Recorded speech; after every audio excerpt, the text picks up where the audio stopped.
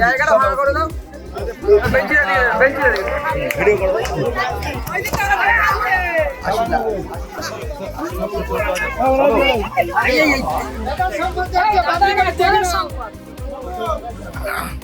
বাড়িটা তো চেক করার দরকার ছিল।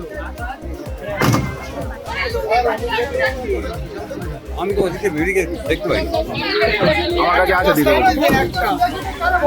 বাড়িতে কিছু হবে না, আছে বাড়ি ওর দিদির বাড়ি, ওদিকে যদি যাওয়ার দরকার। গতকাল আমাদের সিপিআইএম পার্টি বাদুরিয়া 3 নম্বর এরিয়া কমিটির সম্পাদকের পক্ষ থেকে পৌরসভার 12 নম্বর ওয়ার্ডের 1 নম্বর কলোনির এই বিল্ডিংটাতে এবং আরও কতগুলো জায়গায় অবৈধ জিনিসপত্র আছে এরকম একটা অভিযোগ আমাদের পার্টির পক্ষ থেকে করা হয়। পুরা শাখার কমরেডরা দায়িত্ব নিয়ে এটা করে। কালকে বিকেলে পুলিশ আসে, তারপরে 4 ঘন্টা পুলিশ থাকার পরে চাবি খুঁজে না পেয়ে এই ঘরে ঢোকে, অনেক ট্রিপল পাওয়া যায়। শেষে খুব একটা আশ্চর্যজনক ঘটনা ঘটে, এখান থেকে প্রায় 80 লক্ষ টাকা উদ্ধার হয়। সেই টাকা 3টে মেশিনে গোনা হয়েছে। পুলিশ সিজার লিস্ট করে সমস্ত টাকা এবং জিনিসপত্র যা পাওয়া গেছে নিয়ে গেছে। এখন এই যে দুর্নীতি, তৃণমূলের আমলে আবাস যোজনা থেকে শুরু করে ইত্যাদি ইত্যাদি বহু দুর্নীতি, এই দুর্নীতি যারা করেছে সেই দুর্নীতির টাকা এইখানে স্টোর করা হয়েছে। এটা একটা অংশ, একটা হিমশৈলের চূড়া মাত্র। 80 লক্ষ টাকাটা হিমশৈলের চূড়া মাত্র, এরকম কোটি কোটি টাকা এদের আছে। এইটা আমাদের পুলিশকে আমরা বলেছি, আমরা আশা করব পুলিশ এই ঘটনার সঠিক তদন্ত করে এর পেছনে কারা আছে এবং এখানে আমাদের বাদুরিয়া পৌরসভার ছাপ্পা ভোটে জেতা যে চেয়ারম্যান দীপঙ্কর ভট্টাচার্য এর পেছনে যদি থাকে তার সঠিক তদন্ত করে তাকে গ্রেপ্তারের দাবি আমরা পুলিশের কাছে জানিয়েছি গ্রামবাসীর তরফ থেকে।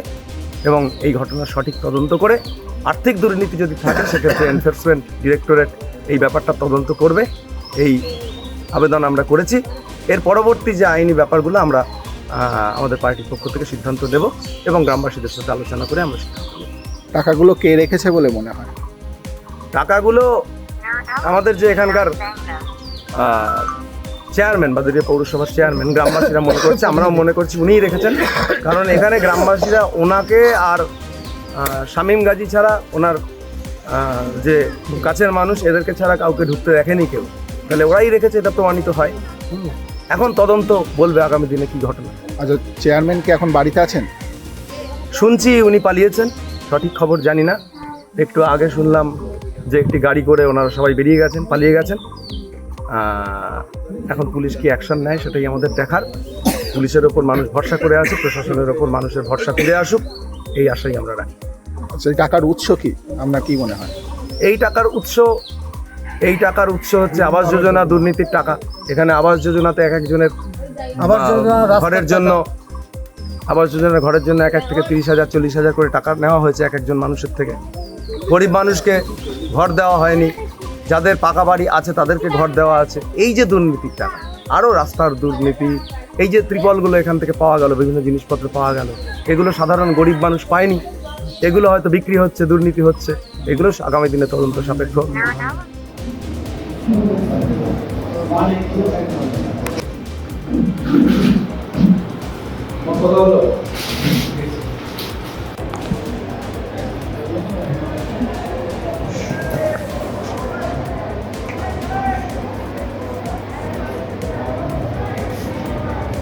জায়গাটা ভালো করে দাও।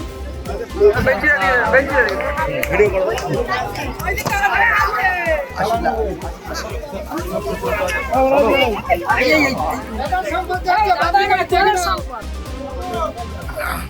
বাড়িটা তো চেক করার দরকার ছিল। আমি তো ওদিকে ভিডিও দেখতে পাই, আমার কাছে আছে দিদি। বাড়িতে কিছু হবে না, আছে বাড়ি ওর দিদির বাড়ি, ওদিকে যদি যাওয়ার দরকার। আমাদের ভিডিও ভালো লাগলে লাইক এবং শেয়ার করুন।